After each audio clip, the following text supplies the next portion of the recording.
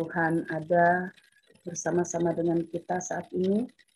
Dan saya boleh menikmati akan hadirat Tuhan waktu dalam penyembahan tadi. Ya, lagu apa itu yang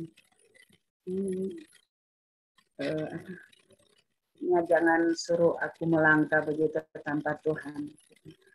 Saya saudara sungguh-sungguh yang merasakan bahwa Tuhan begitu sangat mengasihi kita, sehingga ada impresi roh pagi hari ini. Tuhan berkata bahwa tidak ada satu persoalan, ya, pergumulan apapun, tantangan, masalah dalam hidup kita yang tidak dapat diselesaikan oleh Tuhan, seperti begitu. Nah, Bapak Ibu, izinkan saya pagi hari ini saya mengamenkan dengan apa yang Tuhan taruh di hati saya, bahwa benar tidak ada masalah, persoalan seberat apapun itu bagi ukuran kita manusia, ya, tanpa dapat diselesaikan oleh Tuhan. Tuhan mampu, Tuhan sanggup, asalkan kita berdoa. Saya kok baru, saudara, ya, pagi ini saya punya kesaksian ini, dan ya, menurut saya kesaksian ini luar biasa, ya, artinya sangat membuat, mensupport begitu, ya, memotivasi untuk saya lebih lebih berdoa lagi begitu. Jadi waktu kita berdoa, jangan mikir bahwa ya kadang-kala doa kita nggak dijawab atau apa, ya, mungkin. Walaupun saudara, apa yang saya mau saksikan ini udah berlalu, ya, udah kurang lebih 3 tahun lalu. Nah, jadi begini, saudara, saya diingatkan kesaksian ini, makanya saya mau bersaksi di sini untuk saya percaya kesaksian ini akan meneguhkan, menguatkan saudara. Bapak Ibu, ada kurang lebih 3 tahun yang lalu saya diminta ya bantu doa oleh seorang ibu. Ya, jadi ibu ini minta tolong saya doain anaknya yang ada dalam penjara, karena anak ini terlibat dengan dengan masalah narkoba begitu.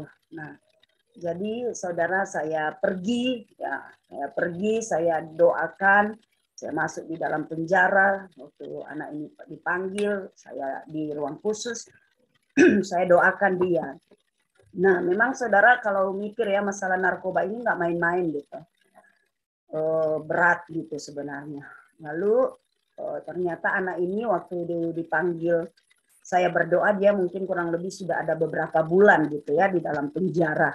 Nah, waktu saya berdoa, saudara, bersama dengan ibunya, saya berdoa, saya seperti Tuhan taruh di hati saya bahwa ya begitu manusia siapapun, walaupun mungkin dia udah hancur-hancuran atau apa, ya, kalau dia ada dalam rencana Tuhan, maka Tuhan pasti ya membentuk dia. Dan benar saudara, ya, waktu itu saya doa dia, saya doa kasih firman, doa pengharapan begitu, ya, kasih kekuatan dan sebagainya. Lalu saudara, waktu mau pulang, anak ini bilang, "Ibu pendeta, saya ada biasa ya di dalam penjara, ternyata mereka suka bikin kembang-kembang begitu, ya, dari plastik apa itu, dan warna merah, dia kasih begitu. Nah, ini Ibu pendeta sebagai ya seperti souvenir lah begitu." Lalu saudara, saya ambil kembang ini dan seperti ditaruh, ya, waktu gereja lama itu ditaruh di hati saya begini. Saya akan berdoa, saya akan melihat bahwa anak ini akan diubah, ya, begitu, dari yang buruk, yang nggak baik begitu, kira-kira akan menjadi seperti kembang ini. Kan memang bagus ya, kembang ini dibuat dari apa, semacam apa begitu. Lalu saudara, kembang ini saya letakin di gereja gitu. Jadi taruh di gereja, sambil kalau mikirnya saya, kalau saya lihat kembang ini, pasti saya secara berprofetik akan melepaskan doa untuk anak ini. Saudara kasih dalam Tuhan, saya taruh ya kembang itu di gereja, lalu saya berdoa begitu. Nah, puji Tuhan saudara, 3 minggu lalu saya ketemu dengan ibunya. Ini berkata, "Puji Tuhan Ibu Pendeta." Aduh, emang udah lama saudara, 3 tahun, hampir 3 tahun saya nggak ketemu. "Puji Tuhan Ibu Pendeta, luar biasa. Tuhan Yesus baik, Tuhan Yesus sudah menjawab doa." Ya, pendeta sudah berdoa. Namun saudara, bukan hanya saya yang berdoa, ya. Banyak orang yang berdoa. Lalu saudara, dia ngomong, "Bu, waktu Ibu berdoa, memang waktu dia berdoa udah beberapa hari mau disidang begitu. Bu, luar biasa. Waktu didoain putusnya saudara, dia anak ini dikeluarin di apa namanya masa tahanannya sudah itu cuma 5 bulan. Bayangkan saudara. Padahal itu sebenarnya parah ya. Nah itu kok bisa begitu Bu? Ya nggak tahu juga Bu. Pokoknya ya pastilah itu karena Tuhan katanya. Ya jadi dia masuk diputuskan tahanannya masa tahanannya cuma 5 bulan doang. Nah saudara kemarin saya ketemu dengan ibu ini, dia bilang, saya bilang mana itu anaknya? Aduh ibu luar biasa, dia sekarang sudah berusaha, udah pindah di kabupaten lain gitu karena dia emang harus dipindahkan karena lingkungan begitu, jadi pergaulannya anak-anaknya begitu, jadi karena memang orang tua mereka itu Cik dan Kok ini ada usaha apa ya, toko onderdel otot begitu ya, biasa anak-anak dia mungkin saking banyak duit atau gitu ya sampai terlibat. Nah ternyata anak ini sudah bekerja di kabupaten lain dan di pertambangan.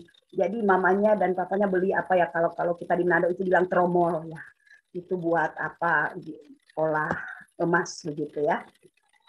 Nah, dia banyak cerita mamanya. Pokoknya senang lah begitu, bersyukur begitu. Wah, anak ini udah terlepas dari pergaulan, udah pindah. Dan anehnya menurut kesaksian mamanya ini, dulu-dulunya ya boro-boro saudara mau kerja gitu, udah memang nggak mau dia kerja apa, tapi kok sekarang gitu dia bisa bahkan katanya udah ada beberapa pekerja begitu ya, jadi dia apa kan pemilik tromol itu dan mereka mengolah emas begitu. Nah dan saudara yang lebih sukacitanya ibu ini bilang, tahu nggak Bu Pendeta, ternyata ya dulu saudara tahun 92 saya training selesai sekolah Alkitab, saya pergi di gereja itu bantu gitu. Jadi kita kan sebelum terjun ada training, ada masa apa ya, praktek begitu. Jadi saya praktek di gereja ini. Saudara di daerah pertambangan ini jauh dari Manado sekitar 125 kilo di luar kabupaten lain. Nah, ternyata pendeta yang tempat gereja saya praktek itu dia yang doain ini usaha gitu. Nah, jadi itu kan jadi mereka senang gitu. Oh ini ngobrol-ngobrol itu sampai ke sentil saya. Oh iya itu ibu pendeta itu, nah bla bla pokoknya ya begitulah, mereka senang. Saudara, apa yang perlu saya saksikan kepada saudara bahwa doa seorang ibu, doa yang sungguh-sungguh lahir dari hati ya. Jangan dikira walaupun mungkin waktu masa ya berjalan tidak dijawab oleh Tuhan. Hari ini saya tegaskan Bapak Ibu, Tuhan pasti mendengar dan menjawab doa-doa kita.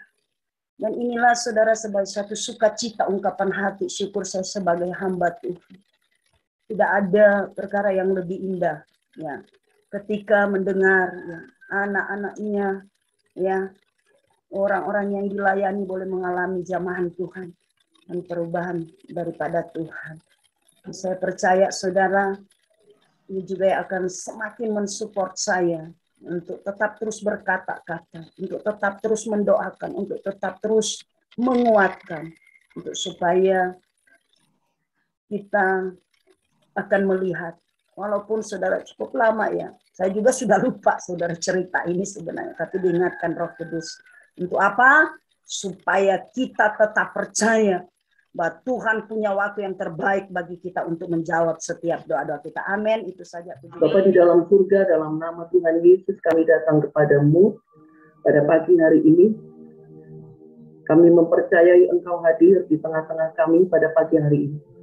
Berfirmanlah Allah karena kami siap mendengar. Basuh hati kami, jiwa kami, basuh kehidupan kami dengan firman yang penuh dengan kuasa. Karena ketika kami mengaminkannya dan ketika kami taat, maka sesuatu terjadi. Terima kasih Bapa.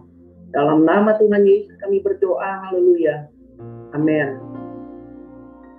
Puji Tuhan, saudara-saudara yang kekasih, selamat pagi. Pada hari ini kita akan... Selamat pagi, Pastor Rosi. Shalom, Pastor. Shalom, selamat pagi. Selamat pagi, ya. Halo. Shalom, selamat pagi.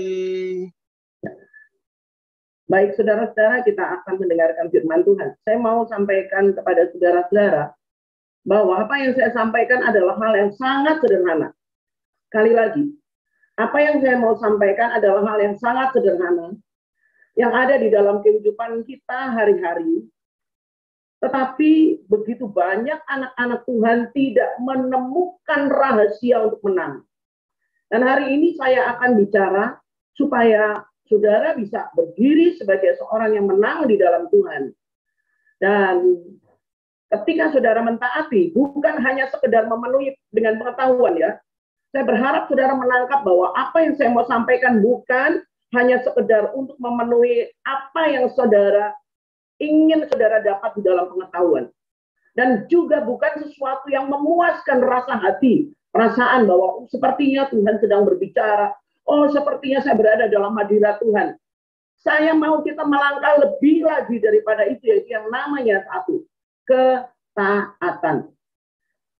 Saat ini Tuhan sedang membutuhkan generasi yang dipersiapkan untuk masuk di dalam peperangan secara rohani. Dan orang-orang itu haruslah orang-orang radikal di dalam iman. Dan saudara-saudara, bagaimana caranya menemukan orang-orang radikal di dalam iman? Adalah orang-orang yang benar-benar melakukan firman Tuhan. Dan hari ini kita belajar bersama-sama, dan ketika saudara mendengar, berdoalah, mintalah Roh Kudus singkapkan peperangan-peperangan saudara, dan berdirilah dan berkata, oke Tuhan, saya siap. Oke Tuhan, saya mau taat. Dan percayalah ketika saudara berkata, oke Tuhan, saya mau taat, maka seluruh perlengkapan roh itu akan diberikan oleh Tuhan kepada kita. Dan benar dia berkata, aku sekali-kali tidak pernah meninggalkan engkau, dan aku sekali-kali tidak pernah membiarkan engkau. Dan itu akan terjadi, saudara yang kekasih. Baik, hari ini saya akan memberitahukan kepada saudara bahwa ada peperangan di dalam dua dunia. Dan ini tidak bisa diputar-putar, tidak bisa dibalik-balik. Ini adalah dua arena yang berbeda. Dua arena yang berbeda dengan dua senjata yang berbeda. Dengan cara pemakaian yang berbeda dan tidak bisa ditukar-tukar. Ini sebuah prinsip penting yang anak Tuhan banyak sekali tidak paham. Sehingga akhirnya mereka digerus oleh kekalahan. Akhirnya iman mereka dihancurkan. Dan mereka tidak bisa berdiri tegak melihat pengharapan. Atau bahkan menangan. Nah, saudara-saudara, bukankah Tuhan berkata bahwa roh yang di dalam kita jauh lebih besar daripada semua roh yang ada di dalam dunia ini?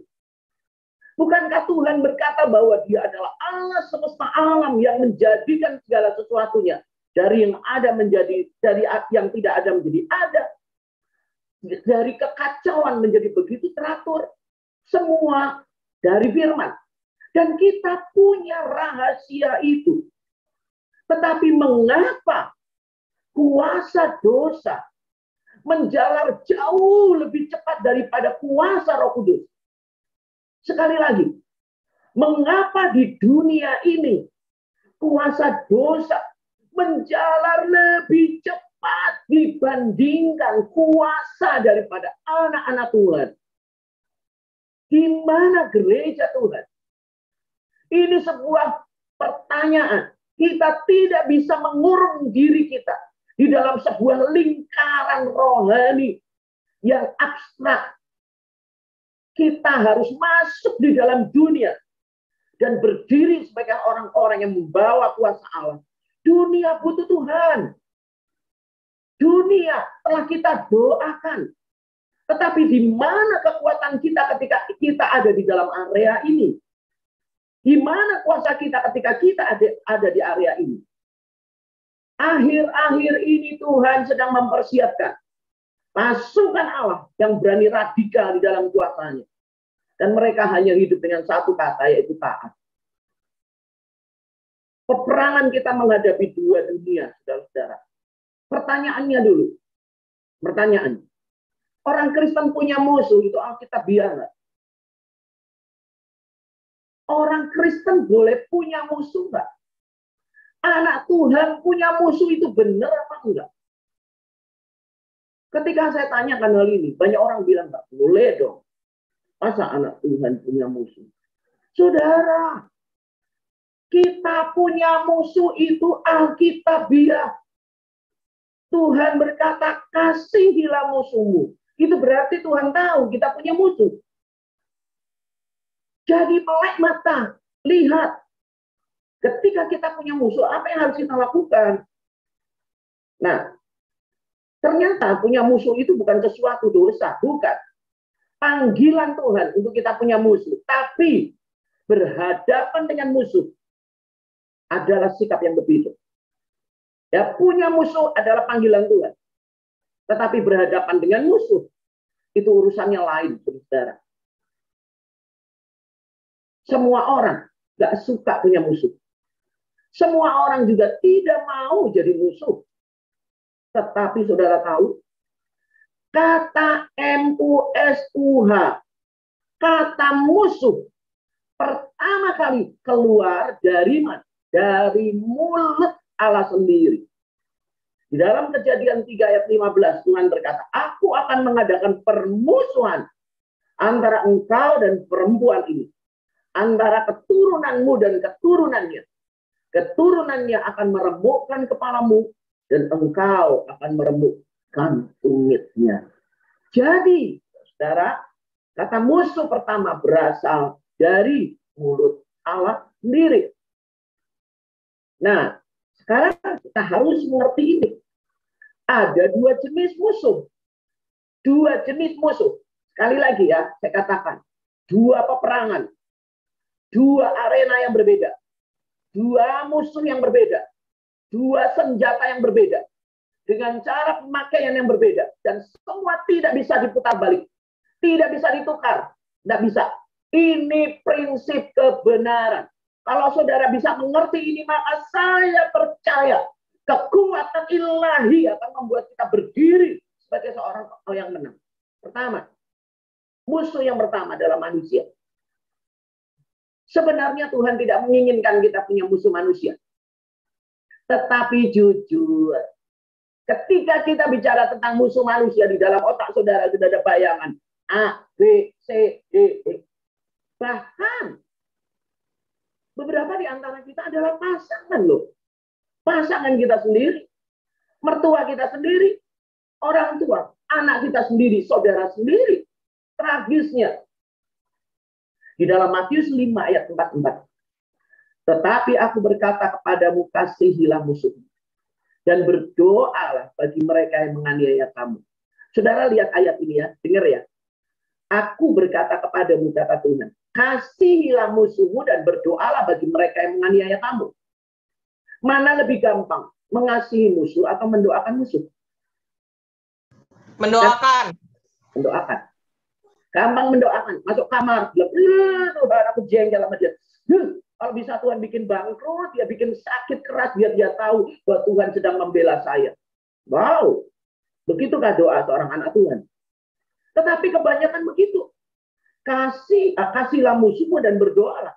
Lebih mudah berdoa, tapi saudara lihat firman Tuhan, ketaatan itu harus mutlak. Lihat benar-benar, Tuhan tidak berkata berdoalah buat musuhmu selesai, tetapi dia berkata kasihi dulu, baru berdoa. Banyak anak Tuhan nggak mau kasih, berdoa aja makanya nggak habis-habis. Terus saja bertahun-tahun nggak pernah selesai konfliknya. Tuhan berkata kasihi dulu, kirim sup ayam. Kasih, dia kirim berkat ke rumahnya. Katakan shalom. Ketika kita mengirim kasih seperti itu, ketika kita melakukan kasih itu, datangi dia, peluk dia walaupun dia nggak mau. Ketika kita lakukan hal itu, baru kemudian kita berdoa. Itu bagaikan kita membawa 5 roti dan 2 ekor ikan seperti anak kecil yang diserahkan di tangan Tuhan, dan kemudian Tuhan berdoa, Tuhan memberkati, maka itu kemudian memberi makan ribuan orang. Artinya, ketika kita melakukan kebaikan, melakukan kasih kepada musuh kita, lalu berdoa, maka itu sebuah kekuatan dahsyat untuk memberkati orang lain. Banyak anak Tuhan melompati kata kasih dan langsung berdoa. Hari ini taat, Karena Roh Kudus berkata taat. Kalau saudara mau masuk di dalam bagian daripada serdadu Allah, laskar-laskar Tuhan yang penuh dengan urapan Tuhan. Hari ini saya cuma mau katakan taat. Firman Tuhan saya sederhana kok. Simple. Dan gak lama-lama. Tetapi sebuah pesan penting dari Roh Kudus. Taat. Jangan cuman berdoa. Lakukan tindakan kasih dulu. Baru berdoa. Nah, saudara-saudara, yang kedua, musuh kita adalah setan. Di dalam Lukas 10 ayat 19. Sesungguhnya aku telah memberikan kuasa kepada kamu untuk menginjak ular dan kalajengking, dan kuasa untuk menahan kekuatan musuh, sehingga tidak ada yang akan membahayakan kamu. Di sini Tuhan sedang berbicara tentang kuasa kegelapan. Bicara tentang musuh. Saudara, mujir setan itu gampang. Kecil. Gampang. Mau kuntilanak, mau pocong, mau tuyul, mau genderuwo, mau satu isi neraka berdiri. Ngepung kita, nggak usah takut. Gampang. Di dalam pelayanan saya, pelayanan saudara lihat. Gampang mujir setan. Tetapi setan yang ada di karakter pemarah, pendendam, iri hati, itu yang paling sulit diusir. Nah, saudara-saudara, ini kita sedang berbicara ketika kita berhadapan dengan setan, ya. Ketika kita berhadapan dengan setan, apa yang harus kita lakukan, saudara-saudara? Saudara, kalau kita bicara tentang setan itu, kuasa kegelapan, di dalam Efesus 6 ayat 12. Di dalam Efesus 6 ayat 12 itu dikatakan karena perjuangan kita bukan melawan darah dan daging. Ini sebenarnya Tuhan mau kita mengerti. Perjuangan kita bukan melawan darah dan daging, tapi melawan pemerintah-pemerintah. Nah, saudara-saudara yang kekasih, kata pemerintah di sini, di dalam bahasa aslinya, di situ dikatakan, dalam bahasa Yunani-nya adalah arke, penghulu malaikat tertinggi. Ini bicara tentang Lucifer dulu penyembah Allah, yang berubah namanya menjadi Satan, penantang Allah. Jadi, perjuangan kita bukan melawan manusia, tetapi pertama melawan penghulu kejahatan. Bapa segala dusta, yaitu Satan.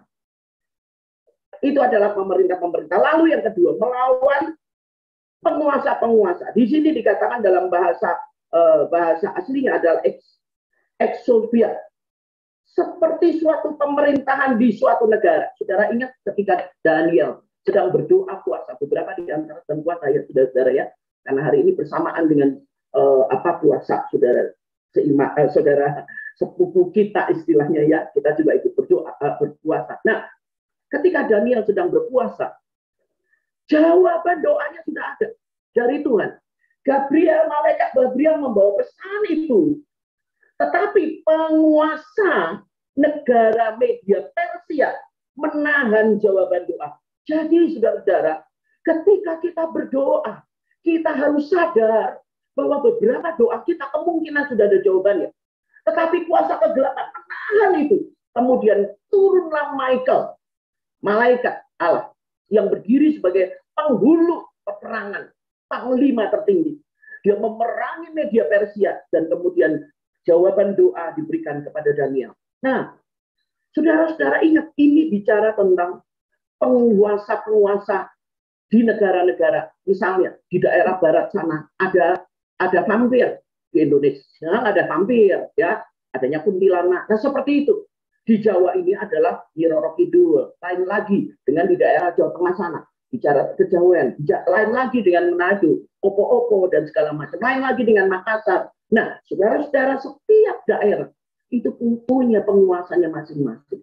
Nah, kemudian saudara-saudara, di sini dikatakan setelah penguasa melawan penghulu dunia yang gelap, kosmokrator, pasukan yang melemahkan, yang memenjara kita.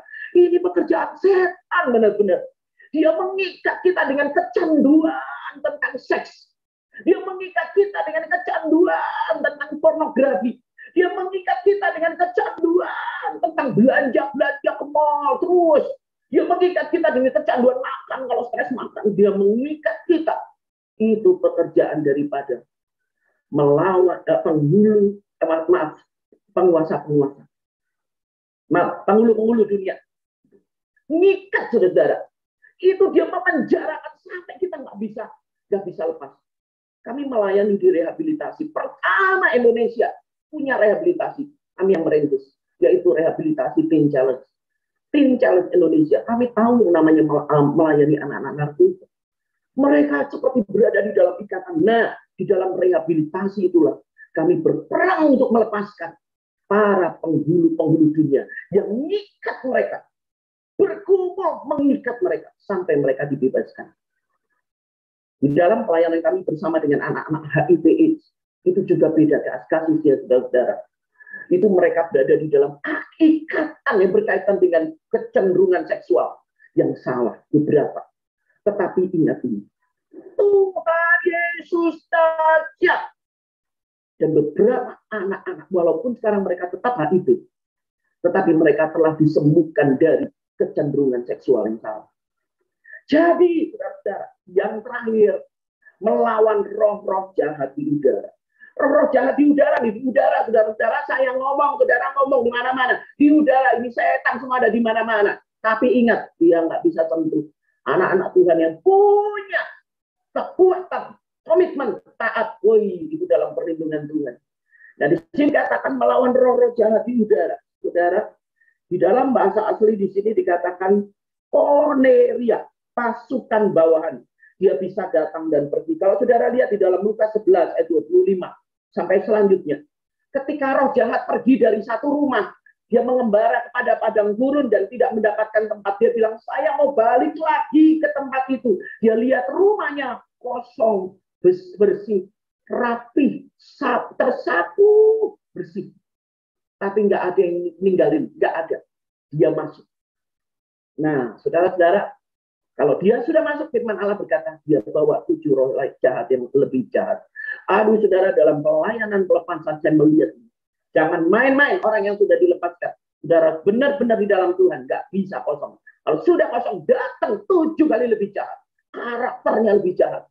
Kehidupannya lebih jahat. Nah, saudara-saudara, kalau gitu, kalau kita sekarang sudah tahu, dua musuh kita nih, manusia sama setan, punya senjata. Ya, ada. Tuhan sudah kasih senjatanya. Senjata yang pertama, untuk menghadapi manusia. Ingat ya, untuk menghadapi manusia, tidak untuk menghadapi setan. Yang pertama, senjatanya, kerendahan hati. Taat, saudara-saudara. Rendah hati. Taat. Betapa sulitnya kita anak-anak Tuhan menang. Hanya karena ego kita. Harga diri kita. Saudara tahu, siapa lebih hebat dari Tuhan? Kita atau Tuhan? Tuhan aja mau basuh kaki kok. Kakinya Yudas loh. Dia sudah tahu Yudas akan mengkhianati dia. Tahu semua permainannya. Kita itu tahu kalau dapat laporan dari orang. Orang itu lo ngomongin kamu. Kita tahu kalau dapat screenshot dari WA. Nih WA kami yang jelekin kamu. Kita tahu kalau kita dapat berita, informasi dari siapapun tentang kelakuan orang di belakang kita. Tapi Yesus tahu sampai di dasar hati. Dan dia berkata ketika dia nyuci kakinya Yudas, tidak ada tuh namanya sorot mata benci, marah, kepengen ngeremes dia. Nggak ada tuh namanya sorot mata berkata, aku tidak bisa ngampunin kamu ya. Aku butuh waktu untuk tenang. Oh please, saudara-saudara, itu kebohongan iblis. Kalau saudara bilang, tunggu ya, saya mau tenang. Itu kebohongan iblis. Ketaatan itu harus cepat. Allah berkata, kalau kamu marah, jangan sampai matahari terbenam. Kenapa? Tuhan tahu. Kalau kita tidur dengan membawa marah kita, itu pikiran negatif. Gimana ya caranya bisa ngeracunin dia? Gimana caranya ya bisa keluar dari rumah ini? Gimana caranya supaya dia bisa ini. Rancangan jahat itu. Tuhan bilang, jangan sampai matahari terbenam. Jadi nggak ada ceritanya. Tunggu ya, saya belum siap. Kita nggak pernah siap. Roh Kudus yang membuat kita harus siap. Nggak pernah. Daging kita tuh jahat, saudara. Nafsu kita itu menantang Allah terus. Tapi roh yang di dalam kita lebih besar daripada semua nafsu dan daging kita. Rendah hati. Jadi kalau saudara bermusuhan dengan mertua kah, dengan saudara kah, dengan pasangan kah, dengan orang lain, rendah hati. Gak ada satu senjata pun, gak ada selain rendah hati. Cepat saudara. Begitu kita lakukan kebaikan, kita mengasihi, kita melakukan kebaikan, percayalah tidak pakai waktu lama. Maka konflik itu akan dibereskan. Sekali lagi, Roh Kudus berkata, taat. Lalu senjata untuk melawan setan apa? Firman Tuhan. Di dalam Efesus 6 ayat 11 sampai 17. Dan terimalah ketopong keselamatan dan pedang roh, yaitu firman Allah. Jadi ini untuk melawan setan. Jadi kalau saudara ngelawan anak dan bilang, lihat ya, anak nggak tahu diri ya, nggak hormat sama orang tua. Kata firman Tuhan juga kalau nggak hormat orang tua nggak diberkati. Itu ngelawan manusia. Pakai firman Tuhan. Salah. Saudara hanya sedang menghakimi orang lain.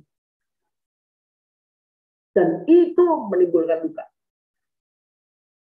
Senjata firman Allah ini hanya untuk setan, bukan untuk orang-orang.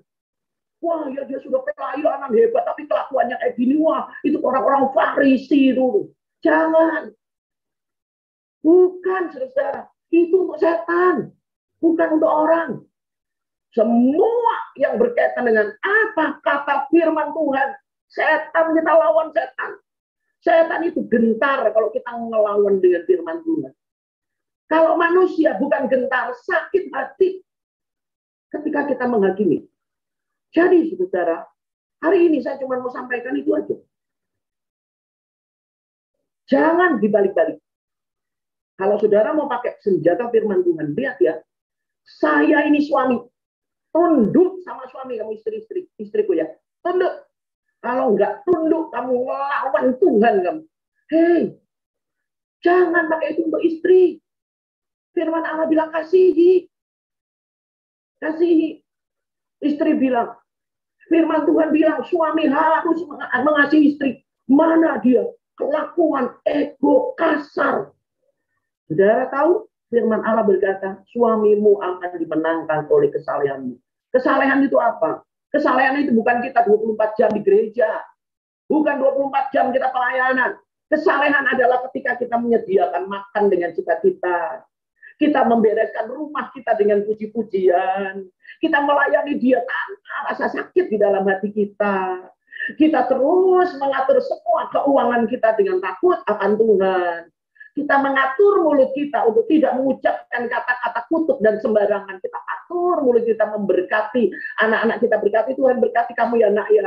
Paham Tuhan berkati lo. Pergilah sana. Kerja Tuhan berkati. Bukan. Ingat ya, pulang jangan malam-malam. Awas lo ya. Kesalehan. Itu adalah kehidupan di dalam penguasaan diri. Ketaatan oleh kebenaran. Jadi saudara, prinsip penting dari dua senjata dalam dua dunia. Ada dua senjata di dalam dua dunia. Tidak bisa digunakan bersama-sama. Tidak bisa saudara sama setan, saudara rendah hati. Habis kita dilibas sama setan. Habis kita nggak bisa rendah hati sama setan. Nggak bisa tuh. Kita harus melawan setan. Lawan dengan iman yang teguh. Nah, tidak bisa bertukar senjata. Ini kekalahan fatal. Tidak bisa hanya memiliki satu untuk menghadapi perang dua-duanya. Kok pakai firman Tuhan aja menghadapi manusia? Kita sedang menghakimi orang. Pakai firman Tuhan menghadapi setan, benar.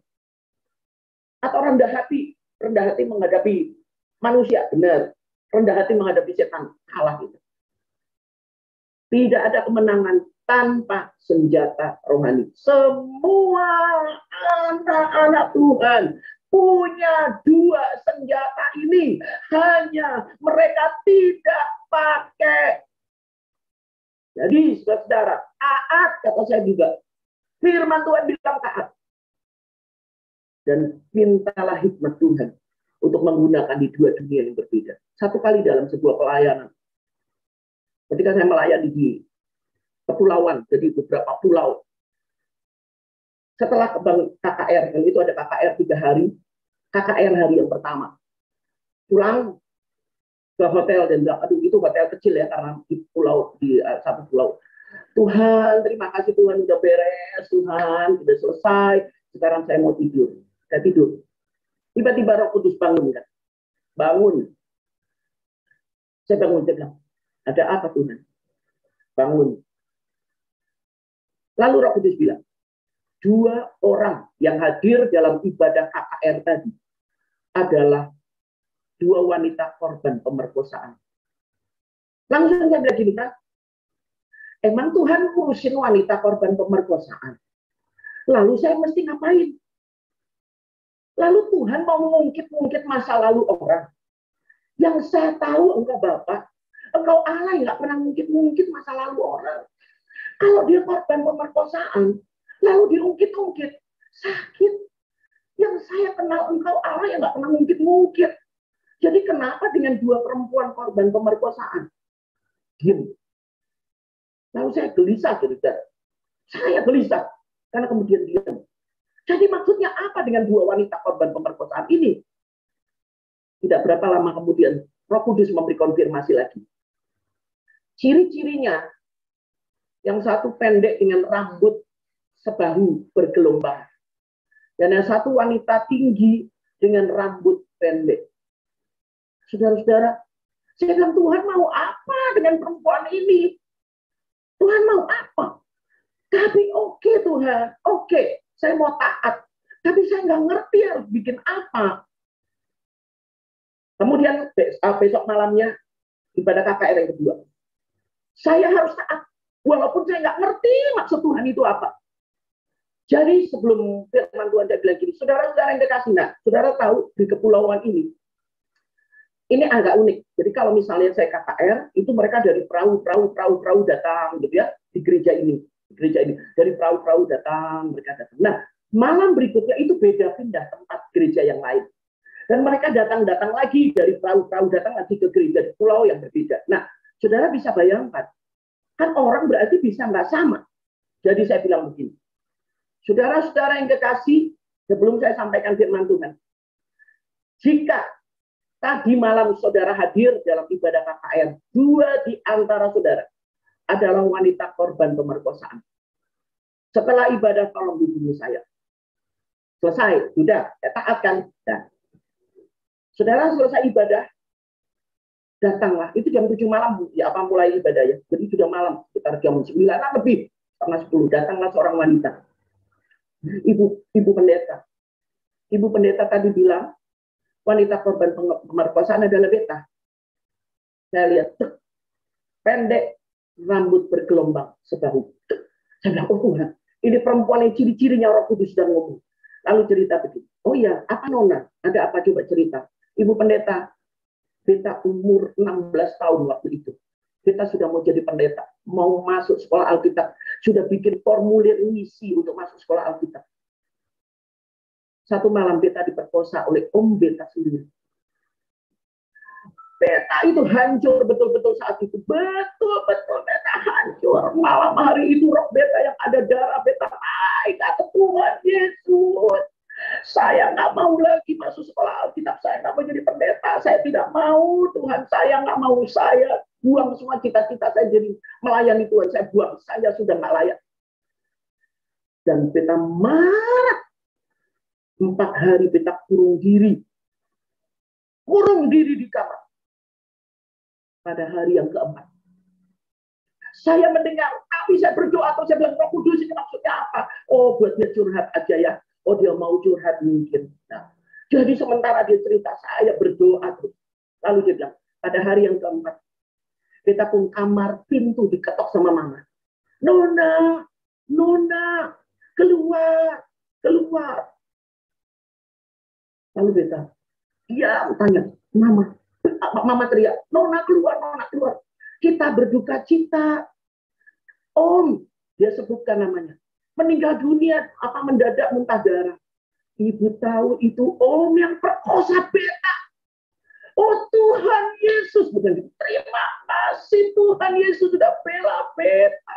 Tuhan Yesus bela beta, betul-betul terima kasih. Saya juga bilang gini, dahsyat ya Tuhan ya, luar biasa. Dia perkosa perempuan ini di 4 hari loh.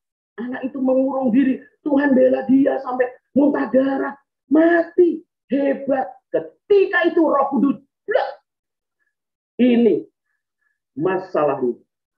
Dia mengenali aku. Salah. Aku bukan Allah seperti itu. Yang membalas dendam dan menghukum dengan cara seperti itu. Saya bilang, oh Tuhan. Langsung saya diam. Dan Roh Kudus mulai bicara di dalam pikiran saya. Sementara Roh Kudus bicara dengan cepat, saya nangkap maksud Allah. Saya langsung pegang tangan Nona itu. Saya bilang, Nona. Saya langsung bilang, jadi selama ini Nona mengerti bahwa Tuhan Yesus bela Nona. Tuhan Yesus yang bela. Sehingga om itu muntah darah dan meninggal dunia. Betul. Iya ibu, betul sekali. Beta tuh bersyukur sama Tuhan bela beta. Saya bilang salah Nona. Salah. Tuhan itu memang membela. Tetapi dia tidak pernah menunjukkan kekasaran, kekejaman seperti itu. Dia adalah Allah kasih. Adanya semua sifat, semua karakternya kasih. Dan dia tidak pernah berbuat seperti itu. Tidak pernah. Itu Tuhan yang kau kenal, Nona. Langsung dia diam. Jadi itu bukan. Jadi saya selama ini bersyukur. Salah. Salah, Nona. Salah. Engkau salah mengenal Tuhan yang seperti itu. Tuhan penuh dengan kasih. Dia langsung menangis. Dan itulah saatnya saya mulai berdoa dan melepaskan semua ucapan syukur yang salah. Karena mengenal Tuhan yang salah. Tuhan kita tidak begitu, saudara-saudara. Dia mulai nangis, amin, ampun. Tuhan ampuni saya. Selesai. Nah, selesai. Saya lupa nih. Sudah kemudian mau pulang. Ada satu orang datang. Ibu datang. Apa perlu doakan rumah kami? Malam itu sudah mau hampir jam 12 malam. Datang ke rumah kami. Saya perlu didoakan rumah. Oh, oke. Saya datang. Masuk di rumahnya, katanya mau didoain tokonya. Masuk ke kamar. Lalu dia taruh saya kursi duduk di kamar. Dia bilang, Ibu Pendeta, Ibu bicara tentang wanita korban pemerkosaan adalah beta. Jadi, iya betul. Tinggi dengan rambut pendek. Oh betul. Lalu saya tanya, bagaimana ceritanya? Waktu itu beta umur 16 tahun. Sama 16 tahun. Kasus ketika kerusuhan Ambon. Jadi beta pindah dari satu tempat, pindah. Tibalah di rumah om. Dan ibu tahu, saya diperkosa berulang-ulang dengan om. Sampai hamil. Saya gugurkan. Dan kemudian saya pacaran dengan saya punya suami dan menikah. Malam pertama, suami saya kaget. Kenapa saya nggak perawan? Dia tanya, kamu sama siapa? Kami bertengkar hebat ibu. Saya benar-benar bilang, Tuhan tolong lalukan malam ini. Tolong lalukan Tuhan. Malam itu berlalu. Sampai saat ini sudah 20 tahun lebih, hampir 30 tahun pernikahan kami. Suami kami tidak pernah lagi membahas itu. Tiba-tiba Roh Kudus bilang, ini masalahnya. Pemulihan. Langsung bilang gini. Saya langsung bilang, ibu, suami sudah tahu masalah itu. Enggak. Saya nggak kasih tahu. Tuhan mau suamimu tahu. Dia menyimpan sesuatu dalam hatinya. Dan itu adalah sesuatu yang menyakitkan. Dia butuh dikasih tahu. Siap nggak? Siap. Tapi ibu ada di sini. Iya, saya ada di sini. Siap. Panggillah suaminya. Lalu dia cerita sama suaminya. Dan ketika suaminya dengar ini, suaminya, Mama. Sudah 20 tahun lebih pernikahan kita. Itu pertanyaan yang mengganggu hati saya. Itu sebuah rahasia yang saya simpan. Ini apa? Ini pertanyaan yang menjadi rahasia. Hari ini Tuhan juga bukakan. Puji Tuhan, Mama dia peluk istrinya berkata, Mama kita sudah menikah dan kita sudah punya 4 anak. Sudah, kita lanjutkan hidup kita. Kita lanjutkan ya. Selesai. Pemulihan mereka. Saudara, itu Roh Kudus. Kalau kita ngerti, kadang-kadang kita menganggap orang lain itu siapa? Yang berkata dia adalah musuhmu, rendah hati. pemulihan. Jangan sampai salah kita mengenali Allah kita. Jadi hari ini Tuhan tolong kita. Satu pesan, taat kepada Tuhan. Saudara sudah dengar firman Tuhan? Musuh-musuh ada di dalam pikiranmu saat ini. Dan hatimu seperti sakit, ingat semua perbuatannya. Allah berkata, taat, rendah hati, kasihi, baru setelah itu berdoa. Saya yakin, saudara akan mendapat kemenangan daripada Tuhan.